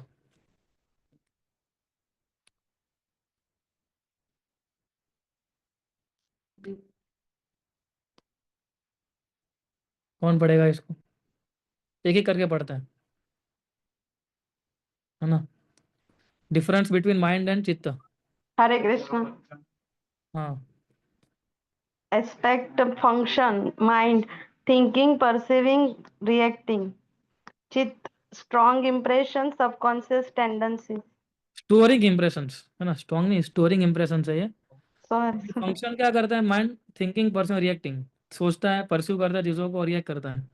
और चित्त क्या करता है? हमारी इंप्रेशंस होती है उसको काफ़ी स्टोर करके रखता है। आज मुझे किसी के साथ व्यवहार खराब हुआ है, ठीक है, तो लॉन्ग लास्टिंग इंप्रेशन कौन रखता है? हमारा चित्त रखता है ना। फिर नेचर कैसा है मन का? Active, fluctuating and react to stimuli. जैसे हमने देखा फ्लक्चुएटिंग नेचर है कि नहीं हमारा मन का, कभी ये चाहता है, कभी वो चाहता है, कभी ये खाना है, कभी वो खाना है ना। और मान लीजिए कभी हमने अभी आईपीएल चल रहा है, ठीक है, किसी को क्रिकेट में बहुत इंटरेस्ट है, तो किसी घर पे चला गया वो, है ना, और आईपीएल चल रहा है तो तुरंत रिएक्ट करता है, बोले हाँ ये तो मजा आ रही है देखने, बोले पहले कितना देखता था मैंने, ये हरे कृष्ण मंत्र जब करने से आईपीएल मेरा बंद हो गया है ना। तो दोनों ही काम आते हैं। तो रिएक्ट करता है मन से, और चित्त क्या है? पैसिव, डीप और होल्ड पास्ट एक्सपीरियंसेस। वो आईपीएल का पास्ट एक्सपीरियंस उसने होल्ड करके रखा है और देखेगा तुरंत एक्ट करेगा वो। तो chitta is more deep, deeper and deeper and deeper than our mind, है ना। रोल क्या प्ले करता है वो? It control sensory inputs and makes decision. और चित्त क्या करता है? Retains memories, influence thoughts and habits. हमारी सारी थॉट्स और हैबिट्स को चित्त इन्फ्लुएंस करता है, सोचिए आप, क्योंकि हमारी मेमोरीज उसके पास है अभी। तो हमारा चित्त जब कृष्ण की ओर लगेगा, हरिनाम की ओर लगेगा, तो हमारा इन्फ्लुएंस, हमारी थॉट्स, हमारी हैबिट्स तुरंत चेंज होने लगती है फिर। और शुद्धिकरण कैसे होता है मन का? Control through focus and self discipline. Self discipline का मतलब क्या होता है? कि जैसे हम जल्दी सुबह सुबह जल्दी उठ जाते हैं, ठीक है, फिर सुबह बैठ के चैंटिंग करते हैं, रीडिंग करते हैं, हेयरिंग करते हैं, तो सेल्फ डिसिप्लिन से कंट्रोल होता है वो। और प्योरीफाइड कैसे होता है? चित्त प्योरीफाई कैसे होता है? तो साधना करने से, मेडिटेशन करने से, जब हम साक्षात्कार होता है चैंटिंग से, पढ़ने से, उससे हमारा चित्त जो है वो प्योरीफाई होता है ना। तो ये थोड़ा थोड़ा डिफरेंस है इसका, इसका चित्त और माइंड का। सो चित्त का क्या है? इज स्टोर हाउस ऑफ संस्कारस, impression, latent desires and subconscious mind ना। भागवतम के अंदर एक श्लोक कोट किया है, इसमें बताया गया है कि when the material world disappears from one's consciousness, the चित्त becomes pure। जब हमारे चेतना में से जब भौतिक संबंध, भौतिक चीजों की या संबंध की हर एक चीज सब चली जाती है, फिर हमारा चित्त जो है प्योर होता है। जब हमारा चित्त प्योर होता है तब हम प्रेम के स्तर पर आते हैं। जो महाप्रभु जो 8वें श्लोक की बात करते हैं ना, चेतो ये लास्ट श्लोक, है ना, तो वो प्रेम का जो स्तर है वो कब आता है? जब हमारा चित्त शुद्ध हो जाता है ना, उसके बाद आता है। चित्त प्योरीफाई कब होता है? The chitta is purified when worldly distractions no longer dominate the mind. जो बाहर की जो वर्ल्डली डिस्ट्रैक्शंस है वो हमारे मन को जब डोमिनेट नहीं करेगा तब चित्त प्योरीफाई होगा। डोमिनेट नहीं करेगा मतलब क्या है? कि जब हम कोई चीज अच्छी खाने की देखते हैं, उससे हम प्रभावित नहीं होते जब, तब चित्त हमारा प्योरीफाई होता है। और ध्यान से जप करना, भक्ति के कार्य में लगाना और डिटैचमेंट लाना, उससे क्या होता है कि हमारा चित्त जो है वो धीरे धीरे क्लीन होने लगता है। क्योंकि जब हम चीजें करते हैं, सारी चीजें, तो हमारे अंदर क्या है? स्पिरिचुअल रियलाइजेशन प्रकट होता है। आध्यात्मिक चीजें जो है वो क्या होती है? हमारे अंदर प्रकट होनी शुरू होती है। रियलाइजेशन जिसको बोलते हैं, साक्षात्कार बोलते हैं जिसको हमें। और जब व्यक्ति उस साक्षात्कार का आनंद लेता है ना, उसके बाद ये जो वर्ल्डली चीजों का जो जो छोटा मोटा जो जिस जिस कारण से वो खुशी ले रहा था, वो डिस्ट्रैक्शन चला जाता है उसका। तो चित्त को वेरीफाई करना बहुत जरूरी है ना। तो how we can purify our mind and senses, sorry, mind and chitta, कैसे प्योरीफाई कर सकते हैं? ये आप लोग बताइए, देखिए इसको पढ़िए, है ना। स्टेप्स टू प्योरीफाई मन एंड चित्त। सबसे पहला प्रोसेस क्या है? चैंटिंग हरे कृष्णा। हरे कृष्णा जब चैंट करते हैं तो हमारे माइंड को कैसे प्योरीफाई करते हैं? तो हमारे माइंड को स्थिर करता है वो, है ना, जिससे हम फोकस कर पाते हैं। इस focus is and studies the mind. कि भाई हम बोलते हैं हमको मन नहीं लग रहा है माला पे, फिर हम धीरे धीरे मन लगाना शुरू करते हैं। तो मन लगाने का मतलब क्या होता है? कि हम किसी एक वस्तु के ऊपर स्टेडी होने की कोशिश कर रहे हैं, किसी एक वस्तु पर हम फोकस करने की कोशिश कर रहे हैं, ठीक है। तो हमारा मन कैसे प्योरीफाई होता है? फोकस करने से। और चित्त कैसे प्योरीफाई होता है? हरे कृष्ण महामंत्र से, कि जो डीप रूटेड इम्प्योरिटीज जो होती है हमारी, है ना, वो प्योरीफाई हो जाती है। क्योंकि हम देखिए, हम सब लोग हमारी आदि जीवन में कृष्ण भक्ति में आए हैं, है ना। आप में से कोई है कि जिसके अंदर कृष्ण भक्ति पहले से ही थी? नहीं है, हम में से तो कोई नहीं है ना। हमारे बच्चों के अंदर है ऐसा, कि जिनको पहले से ही ये मिला है ना। लेकिन तो हमारे डीप रूटेड इम्प्योरिटीज बहुत है ना। किसी भी कोई सुंदर चीजों को देखेंगे हम लोग, किसी भी कोई अच्छी चीज को देखेंगे, तुरंत आकर्षित हो जाते हैं हम लोग। तो चित्त, जो चैंटिंग हरे कृष्णा जो है, हमारे चित्त को कैसे प्योरीफाई करता है? हमारे डीप रूटेड इम्प्योरिटीज को रिमूव करके। साधु संग, जब भक्तों का संग करते हैं तो हमारे मन को कैसे प्योरीफाई करता है वो? इट इंस्पायर्स हायर थिंकिंग, है ना। कि अरे, एक भक्त ऐसा भी सोच सकता है, तो वैसे हमारी सोच भी बदलती है साधु संग करने से, है ना। कि हमें भी इस प्रकार का सोचना चाहिए, हमें भी इस प्रकार की थिंकिंग को लाना चाहिए, है ना। उस कारण से क्या होता है, हमारी सबकॉन्शियस टेंडेंसी जो होती है वो ट्रांसफॉर्म होती है। यानी हम लोग और डीपली हमारे जो अनर्थ है उसके ऊपर काम करना शुरू करते हैं। ये सबकॉन्शियस टेंडेंसी का मतलब क्या होता है? जो हमारे डीप फ्रूटेड अनर्थास है, उससे हमारा प्योरिफिकेशन शुरू होता है। लेकिन शुरुआत कहाँ से होती है? हायर थिंकिंग से। जब हमारी सोच में परिवर्तन आएगा, तब हमारी टेंडेंसीज में परिवर्तन आएगा, तब हमारी टेंडेंसीज जो है ट्रांसफॉर्म होगी, है ना। भागवतम और गीता पढ़ने और सुनने से क्या होता है? हमारे मन को स्पिरिचुअल टॉपिक्स में एंगेजमेंट मिलता है ना। प्रभुपाद के तात्पर्य पढ़ते हैं तो हमारा मन के अंदर हम कैसे, हमारा माइंड जो एंगेज होता है उस प्रकार से। और चित्त भागवतम पढ़ने से हमारे जो पास्ट कार्मिक इंप्रेशन है वो धीरे धीरे क्लीन होते रहते हैं, है ना। तो इससे हमारा चित्त प्योरीफाई होता है। फिर कंट्रोल ऑफ सेंसेस, इंद्रिया निग्रह, सिर्फ प्रिवेंट्स डिस्ट्रैक्शन।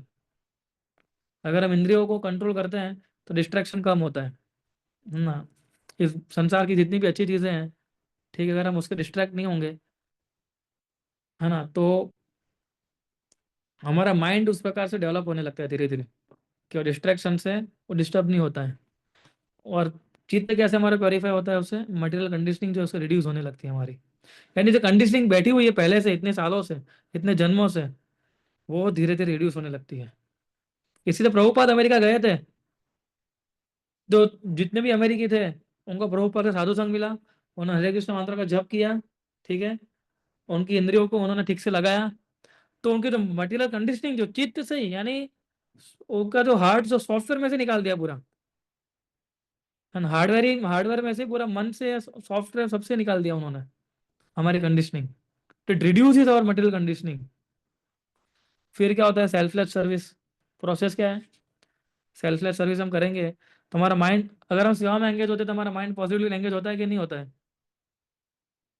है ना। तो हम मंदिर में सेवा करने आते हैं, कुकिंग करते हैं, प्रेजेंट डिस्ट्रीब्यूशन करते हैं, तो हमारा माइंड कैसा लग जाता है उसके अंदर, वही सोचता रहता है कैसे इसको कटिंग करना है, ठीक है, कैसे प्रसाद हमको मैनेज करना है, कैसे लोगों को कितना कितना देना है। तो हमारा माइंड जो है उसमें ही लगा रहता है। और इस कारण से क्या होता है? हमारी जो वासनाएं होती है, जो कार्मिक सीड्स, उसको जला देती है वो सेवा जो होती है ना वो। इसलिए हरि नाम के साथ साथ सेवा करना भी उतना ही जरूरी है ना। और अल्टीमेटली क्या है? Surrender to Krishna. तो सरेंडर जब होंगे तो हमारा सबकॉन्शियस माइंड तुरंत प्योरीफाई हो जाएगा, चित्त हमारा। और मन के लिए क्या है? मन कैसे प्योरीफाई होता है उससे? कि हमारे जो मेंटल रेस्टलेसनेस जो है, यानी कि जो आलसपन है, ठीक है, जो चीज़ें आध्यात्मिक चीज़ों में रुचि उत्पन्न नहीं होने की चीज़ें हैं, वो धीरे धीरे हमारे क्या होती है? प्योरीफाई होती है। तो इस प्रकार से हमारा मन और हमारा चित्त, कितना डिफरेंसेस है हमारे मन और चित्त में। और प्रैक्टिकल एक्सरसाइज करनी चाहिए हमें इस मन को और चित्त को प्योरीफाई करने के लिए। सबसे पहला क्या है? जपा। चैंटिंग क्या करता है? हमारे माइंड को प्योरीफाई करता है, ठीक है। जब हम सुबह जल्दी सुबह उठ के हम 16 माला करते हैं जपा बीट के साथ। एक्चुअली जब जपा माला में जब हम माला करते हैं तो हमारा फोकस रहता है, यानी इसलिए हम लोग भक्तों को बोलते हैं जितना हो सके उतना माला किसमें करना चाहिए? बीड्स के अंदर, बीड्स के साथ करना चाहिए, है ना। तो इससे क्या, हमारा चंचल मन जो होता है वो कंट्रोल में आता है, इनर क्लैरिटी, फोकस इंक्रीज होता है, और जो नेगेटिव थॉट्स और डिजायर्स होती है वो धीरे धीरे इरेज होने लगती है ना।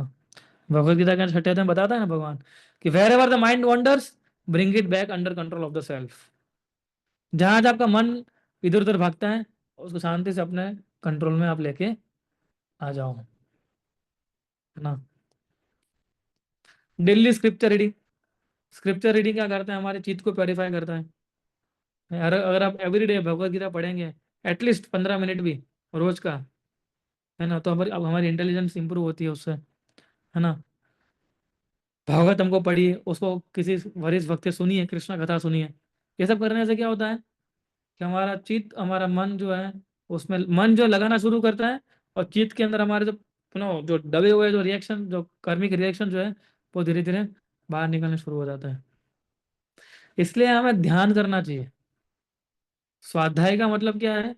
We have to meditate on one verse deeply by understanding its meaning and applying it in life, in our life. पहले उसको समझना और फिर हमारे जीवन में कैसे उसको अप्लाई कर सकते हैं वो सोचना। तो उसका बेनिफिट क्या है कि हमारा डीप सबकॉन्शियस को वो इम्प्रूव करता है, प्योरीफाई करता है, हमारी बुद्धि को डेवलप करता है, उसके इमोशंस को कंट्रोल करता है। And it replaces material impression with divine wisdom. Material impressions जो है, राइट, उसको डिवाइन विजडम के साथ वो क्या करता है, रिप्लेस करता है वो। इसलिए भागवतम के अंदर क्या श्लोक आया है, नष्ट प्रायेषु अभद्रेषु नित्यम भागवत सेवा। By hearing Bhagavatam all impurities in our heart are destroyed. जितने भी अभद्र चीजें हैं सब डिस्ट्रॉय हो जाती है केवल भागवतम श्रवण करने से। सोचिए आप। और हमारे चित्त को डीप क्लीन करना है। डीप क्लीनिंग से आप, डीप क्लीनिंग शब्द से तो आप सब लोग परिचित होंगे ना। हम बोलते हैं ना, मेरी गाड़ी को डीप क्लीन करना है, मेरे घर की आज डीप क्लीनिंग चल रही है ना। माता जी लोग दिवाली पे करते हैं ना, घर तो हर रोज ही साफ करते हैं, लेकिन दिवाली पे टाइम क्या करते हैं, डीप क्लीनिंग करते हैं। तो डीप क्लीनिंग का मतलब क्या है? अगर चित्त को डीप क्लीन करना है, मतलब मॉर्निंग ब्रह्म मुहूर्त साधना, इसको डीप क्लीनिंग बोलते हैं, है ना। सुबह 4 से 6 के बीच में उठ जाना है हमें, है ना। और शांति से बैठ के हमें ये श्लोकास जो है, हरिनाम चैंटिंग, उसको शांति से जप करना चाहिए। Offers prayers and gratitude to Krishna before starting the day. ऐसा नहीं हम सुबह उठे और सीधा बस एकदम नहाने के लिए गए, प्रभु जी उठे सीधे नहाने के लिए गए, फटाफट नहाया धोया, फटाफट माला करने बैठ गए, ठीक है, माता जी उठी, फटाफट स्नान किया और अपना किचन में जाके सब काम शुरू कर दिया। नहीं, इस प्रकार से नहीं काम चलता है। Before starting the day we should offer prayers and gratitude to Krishna, कि थैंक यू कृष्णा, आज के दिन आपने, आप भगवान, हमें हो तो कौन उठाता है? भगवान ही उठाते हैं हमें। अगर भगवान हमारा स्विच बंद कर देंगे तो हम उठ पाएंगे? हमारे शरीर का स्विच बंद कर दिया, भगवान ऑफ कर दिया, तो हम नहीं उठ पाएंगे। कितना भी अलार्म बजता रहेगा हम उठ ही नहीं पाएंगे। तो उठाता कौन है? भगवान होते हैं हमें। तो we should offer prayers and gratitude to Krishna. Krishna thank you very much, आपने इतना मौका, आज नई सुबह है, आज नया चैंटिंग का रियलाइजेशन होगा, ठीक है, और आज मैं कुछ नया मैं पढ़ूंगा, नई कुछ सेवा करूंगा, उसके लिए बहुत धन्यवाद आपको, आपका उठाने के लिए आज मुझे। सो डीपेस्ट प्योरिफिकेशन ऑफ चित्त happens in the early morning.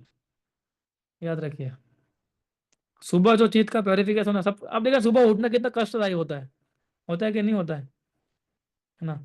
हमारी हेल्थ अच्छी भी होती तो भी कितना कष्टदायक पड़ता है हमें सुबह उठना, पर उसी से हमारा प्योरिफिकेशन होगा, वरना नहीं होगा, है ना। और higher, it creates higher spiritual awareness, है ना। चौथा हमने क्या बताया था, सर्विंग अदर, सेवा करना।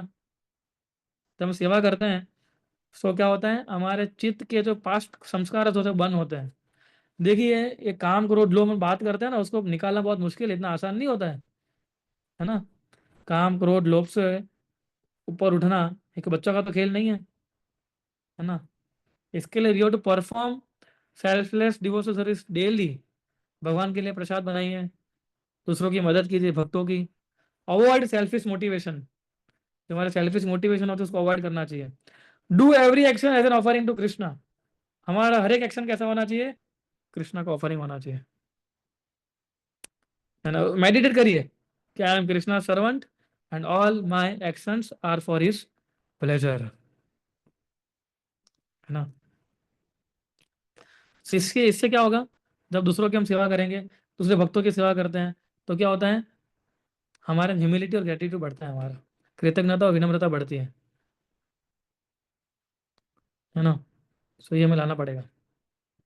सत्संग करिए, good association, associate pure devotees, जिससे क्या होता है, हमारा मन और चित्त दोनों ही शुद्ध होता है ना। दोनों सिद्ध होता है कि नहीं होता है? दोनों ही सिद्ध होता है, दोनों ही शुद्ध होता है, मन और चित्त। भक्तों का संग करिए, कीर्तन को ज्वाइन कीजिए, टेम्पल प्रोग्राम अटेंड करिए, ऑनलाइन ऑफलाइन सत्संग अटेंड करना है। इसलिए हम क्यों फ्राइडे को इतना बोलते हैं कि नहीं, फ्राइडे हमें आना ही प्रोग्राम है, चाहे कुछ भी हो जाए। क्यों? बिकॉज उस समय हमें भक्तों का संग मिलता है।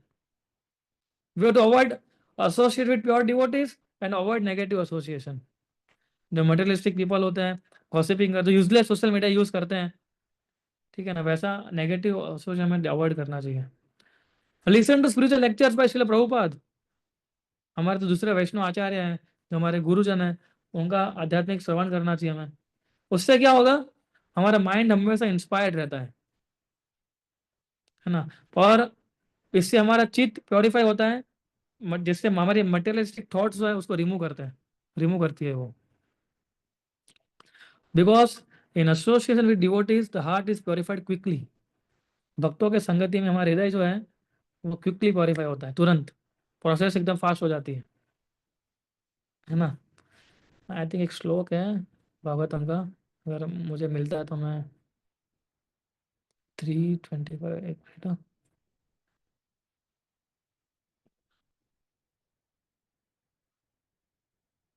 हाँ।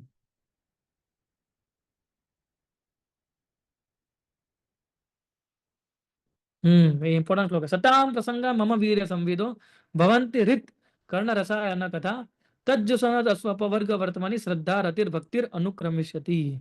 सताम प्रसंग मम वीर्य संविदो, केवल भक्तों की संगति में जब हम भगवान की लीलाओं के बारे में, भगवान की क्रियाओं के बारे में डिस्कशन करते हैं, है ना, तो जो हमारे कर्णों के क्या करती, भवन्ति हृत कर्ण रसायन कथा, जो हमारे कानों को संतुष्टि देती है, हमारे हृदय को संतुष्टि देती है, और फिर व्यक्ति जो है वो धीरे धीरे भक्ति में आगे बढ़ता है।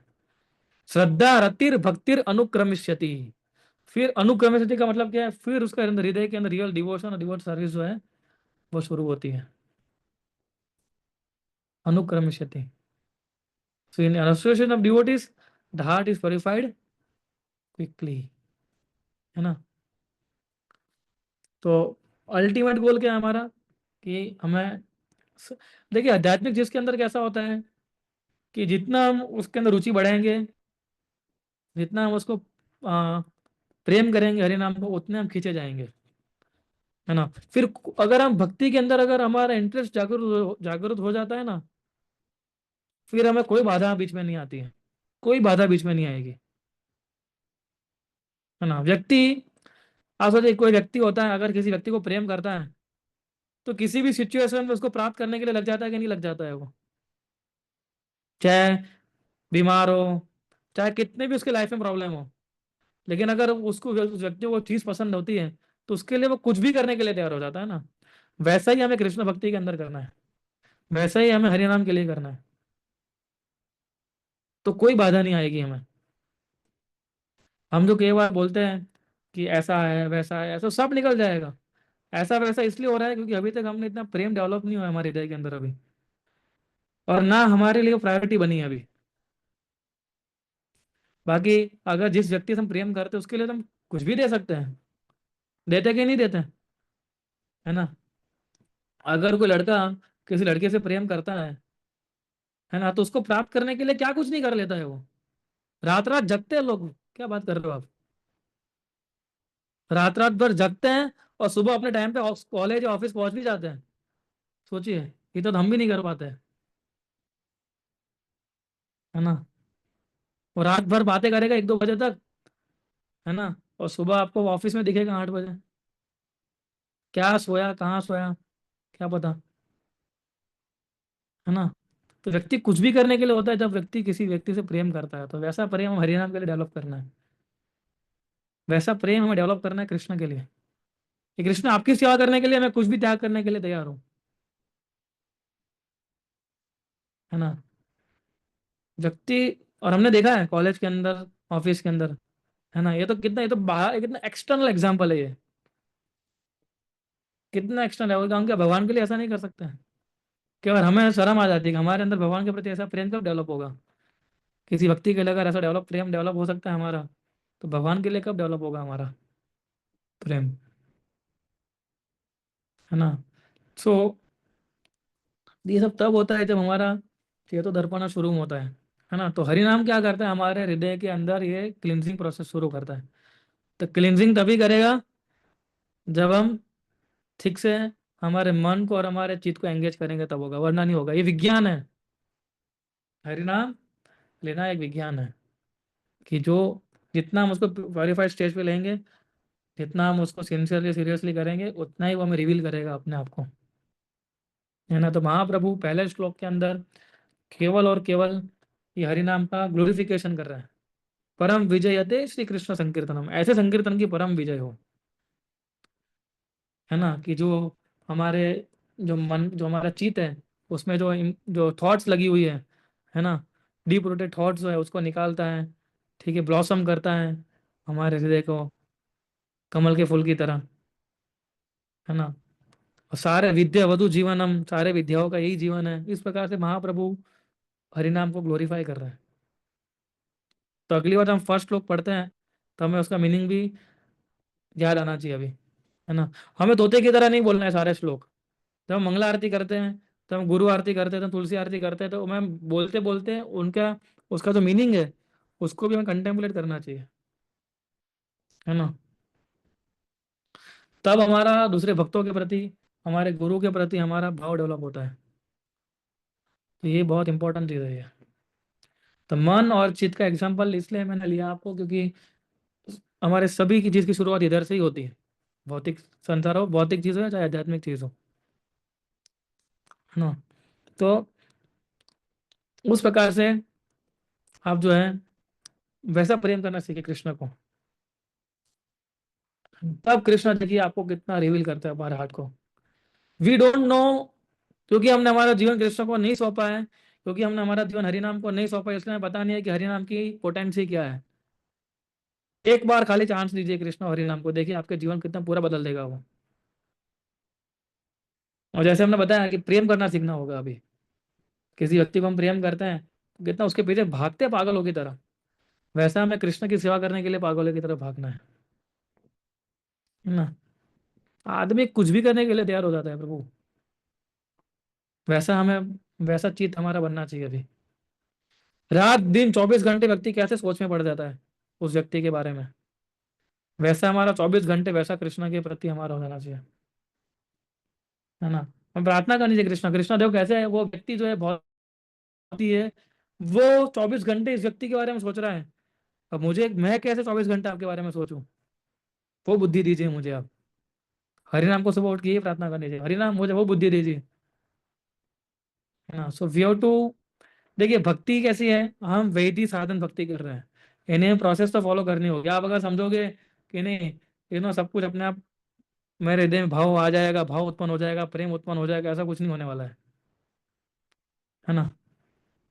मतलब ऐसा होता है लेकिन ऐसा बहुत रेयरली होता है। उसको क्या बोलते हैं, कॉजलेस मर्सी बोलते हैं, है ना, अहेतु की कृपा, है ना? तो भगवान करते हैं ऐसी कृपा, ऐसा नहीं है, लेकिन हम साधन भक्त हैं, वी आर साधकास, we have to follow all the rules and regulation of, जो भी रूल्स एंड रेगुलेशन दिए गए हैं। एक होती है साधन भक्ति, एक होती है भाव भक्ति, और एक होती है प्रेम भक्ति।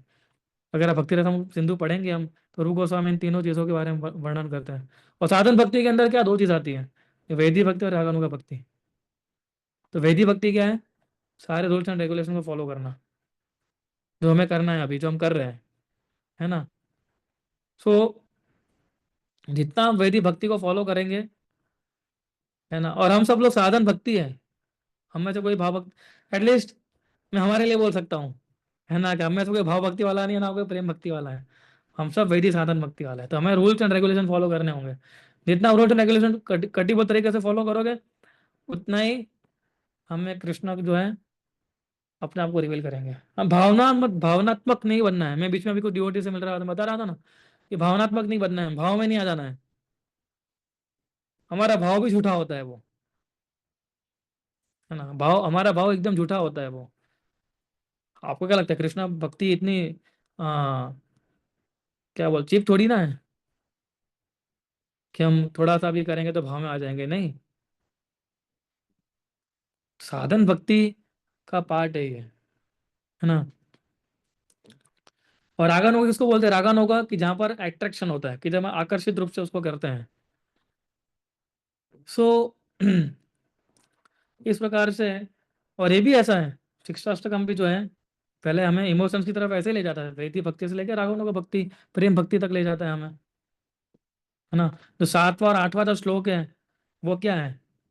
वो प्रेम का एक स्तर है ना, कि जो राधा रानी का मूड हमें बताता है कि राधा रानी का मूड क्या था कृष्ण के प्रति, right.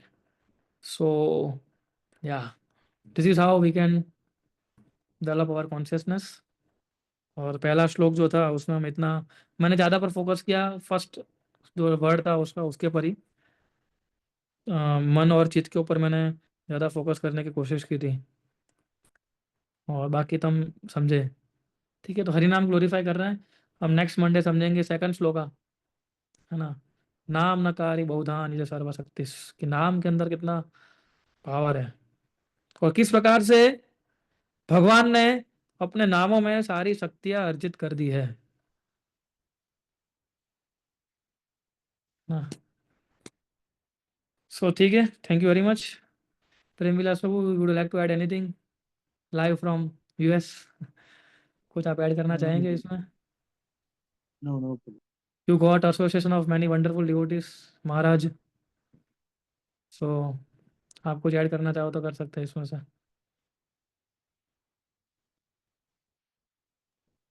No, we can take question answer click कोई प्रश्न।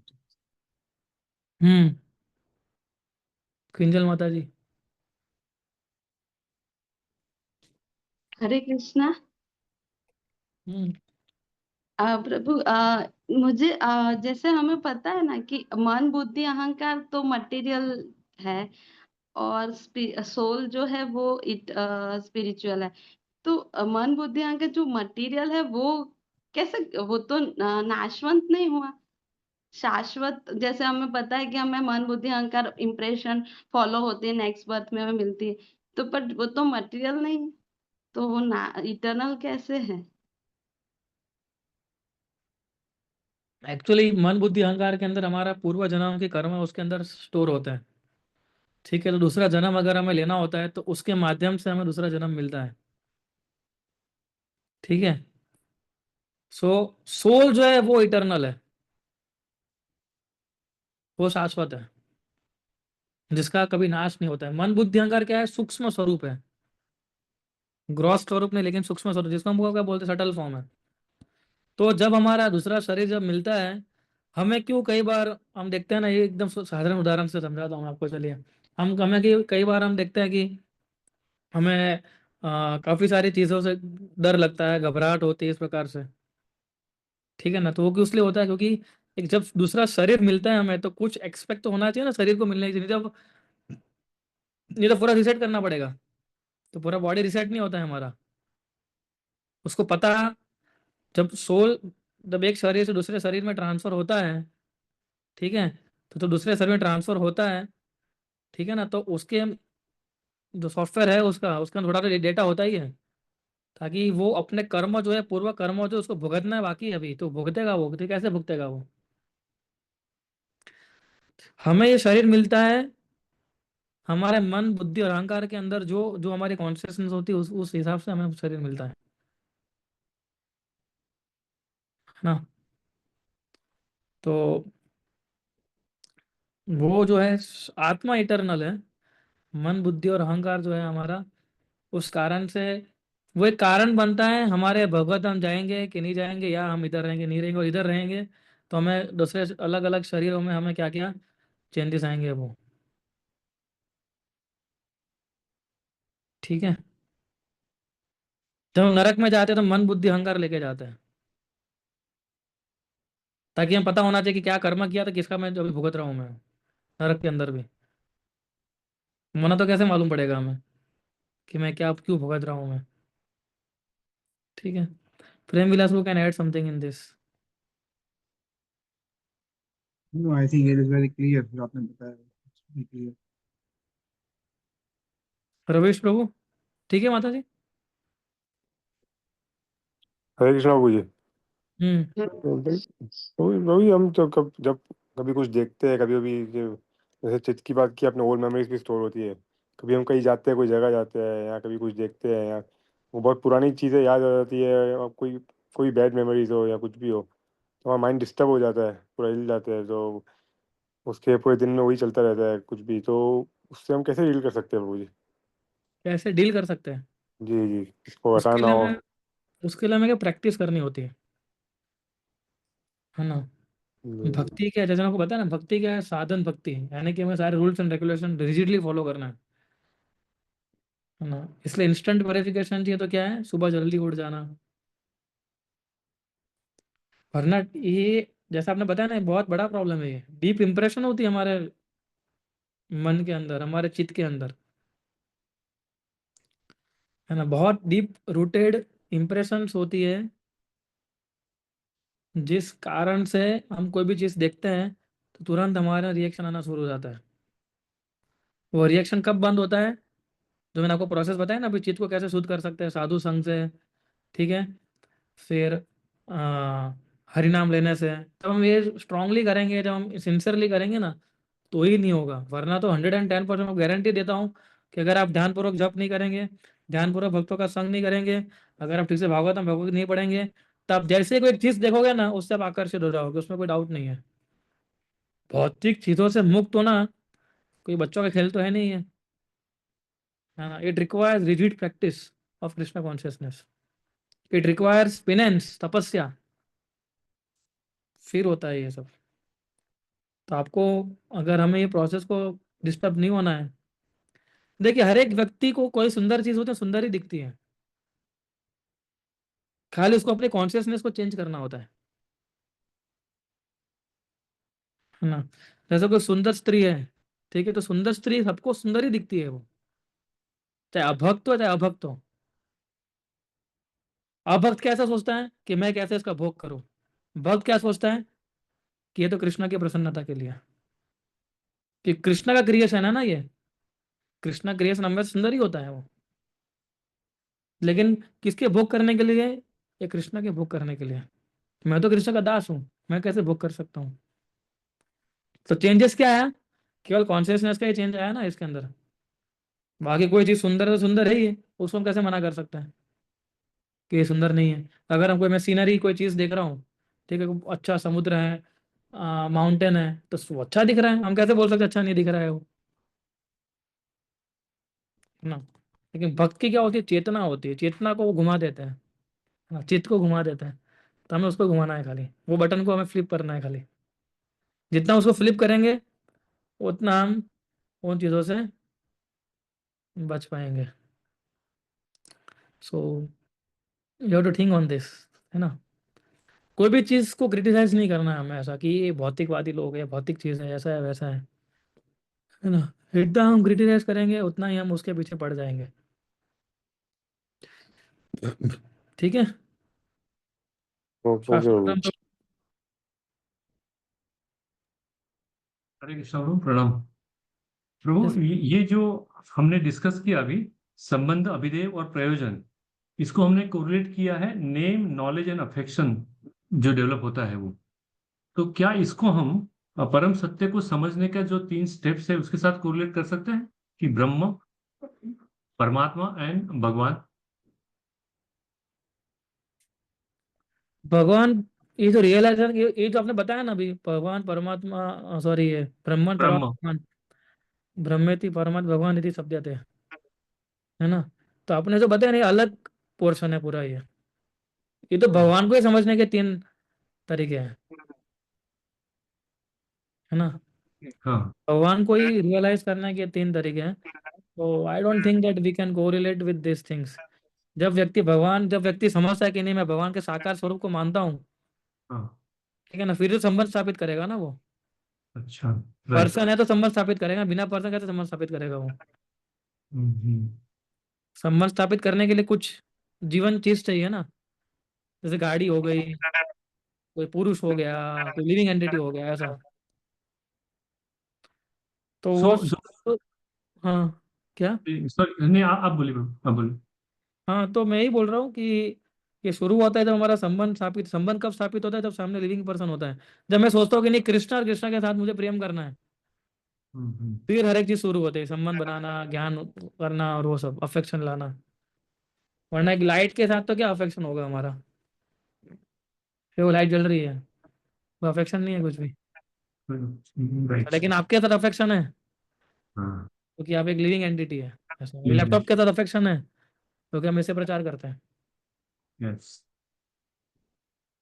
सो उसका संबंध अभिधेय और प्रयोजन के साथ नेम, नॉलेज एंड अफेक्शन का कोरिलेट कर सकते हैं, but not with that of the परम सत्य। ये परम सत्य क्या है? व्हाट इज परम सत्य? परम सत्य मीन्स कृष्णा। मीन्स, हाँ प्रेम सत्य। कृष्णा को हम परम सत्य बोलते हैं ना, तो बस कृष्ण को राइट। जानना है हमें, तो संबंध स्थापित करना पड़ेगा कृष्णा के लिए। हाँ। फिर उसके लिए सेवा करनी पड़ेगी संबंध स्थापित करने के बाद। और सेवा, जब जब संबंध स्थापित करेंगे, सेवा करेंगे, तो फिर हम उनको प्रेम कर पाएंगे। ठीक है ना? Okay, Hare Krishna. Yes. I was reading one section from Bhagavatam. If you can, this is a very nice shloka. If you can share this shloka, 8:23:16. Sorry 3। 8:23:16. हाँ, मैं शेयर करता हूँ, 1 minute. I can share, yes.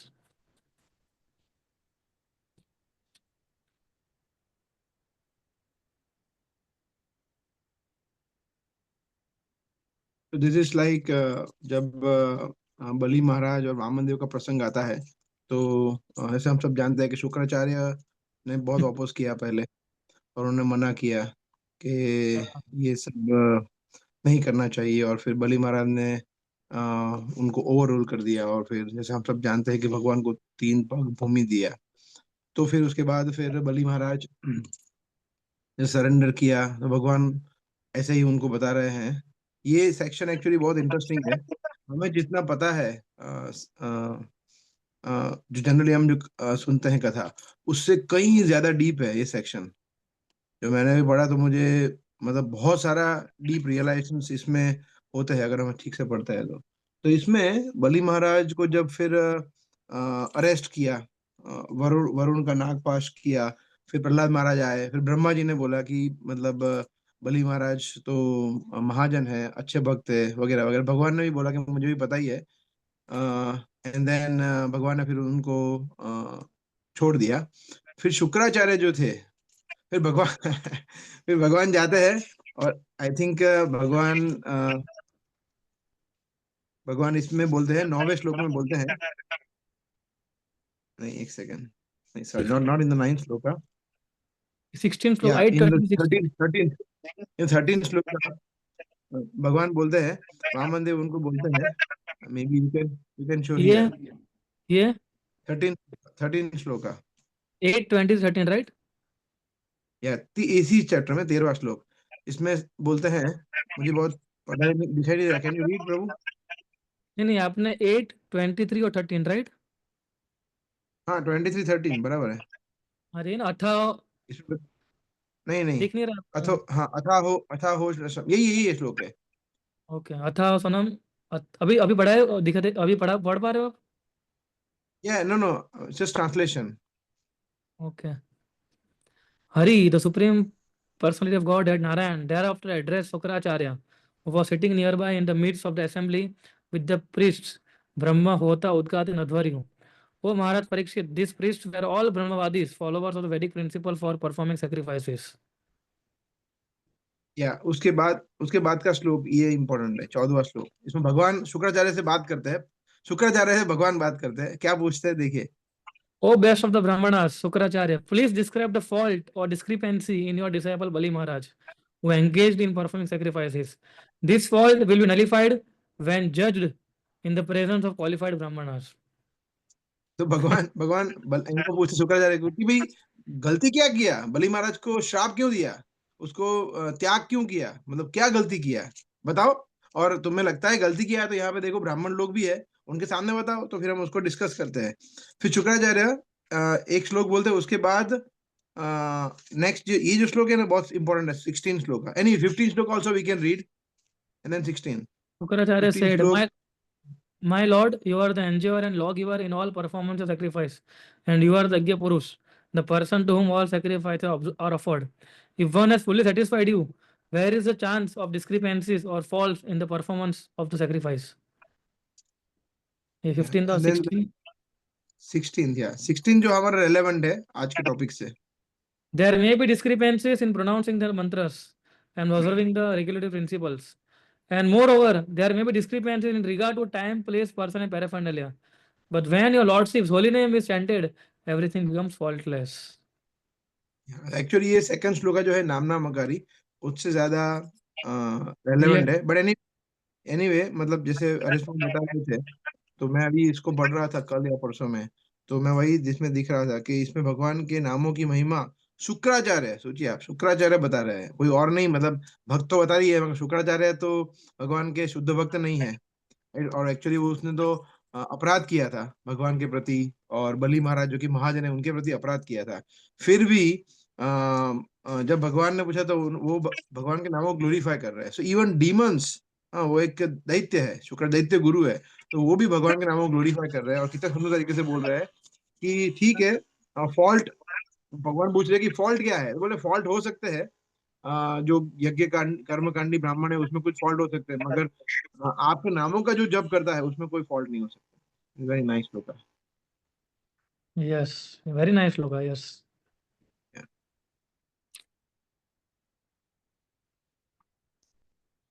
Yeah. Thank you, Prabhu. So this is the potence of holy name. देखिए भागवतम के अंदर भी, श्लोक के अंदर भी, ये बलि महाराज के अंदर भी कितना अच्छा श्लोक है ये, 16, 8:23, 16. ठीक है, सो एंड कर सकते हैं. और कुछ किसी को शेयर करना हो? Shastra Balram Prabhu, you want to share anything? No Prabhu. Kinjal Mata ji जी. हरे कृष्णा. हाँ तो प्रभु ये तो क्लियर है ना, तो मतलब मन बुद्धि अहंकार जब नहीं होगा तब हम स्पिरिचुअल वर्ल्ड में एंटर कर सकेंगे. अगर आप हरिनाम लोगे तब आराम से एंटर हो जाओगे, चिंता मत करिए, है ना. स्वयं भगवान चैतन्य महाप्रभु को लेने के लिए आएंगे. महाप्रभु हरे गारंटी देते हैं, है ना. अगर कोई मृत्यु समय पे, अगर आपने पूरा जीवन हरिनाम लिया है और मृत्यु के समय पर हरिनाम नहीं भी लोगे ना, तभी महाप्रभु आएंगे आपको उद्धार करने के लिए. सोचिए, इतना गारंटी दे दी है महाप्रभु ने. तो Chaitanya Mahaprabhu is most merciful incarnation in this world, in this all 3 worlds. उनके जैसा मर्सीफुल इनकारनेशन कोई है ही नहीं, है ना. तो अगर हमें प्रोसेस को फॉलो करना है, बस प्रोसेस को ठीक से फॉलो करेंगे. जैसे इस श्लोक के अंदर बताया ना, प्रेम विलास जो शेयर किया था, अगर थोड़ी डिस्क्रिपेंसी भी होगी ना, तो भी कृष्णा के पास वो अथॉरिटी है डिस्काउंट देने की. अगर हम 90% का हृदय प्योर है, 10% अभी नहीं हुआ है, तो कृष्ण के अंदर वो अथॉरिटी है कि 10% वो माइनस कर सकते हैं और आपको भगवत धाम लेके जा सकते हैं वो, है सब्सिडी. ना.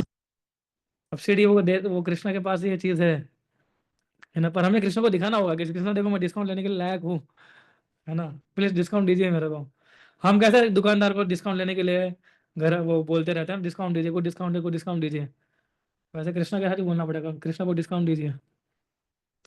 एक्चुअली देखिए, तो आध्यात्मिक चीज के अंदर भी ऐसा ही होता है. जब हम किसी चीज को ज्यादा हम प्रेम करेंगे ना, तो हम आराम से सब चीजें सॉल्व हो जाती है हमारी.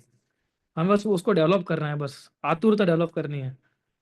जब तक वो आतुरता डेवलप नहीं होगी ना, तब तक हम आ, ठीक से आध्यात्मिक चीजें कर नहीं पाएंगे ना. तो आतुरता लाइए, ईगरनेस टू सर्व होना चाहिए. आतुरता का मतलब क्या होता है? ईगरनेस. ईगरनेस होनी बहुत जरूरी है. Eagerness to chant, eagerness to serve, है ना. फिर बाकी सारे भौतिक कारण है ना, एकदम साइड में हो जाता है. ठीक है, सो वी एंड हियर. हम लोग मिलेंगे फ्राइडे को अभी. ठीक है, और एक चीज था. हरे कृष्णा.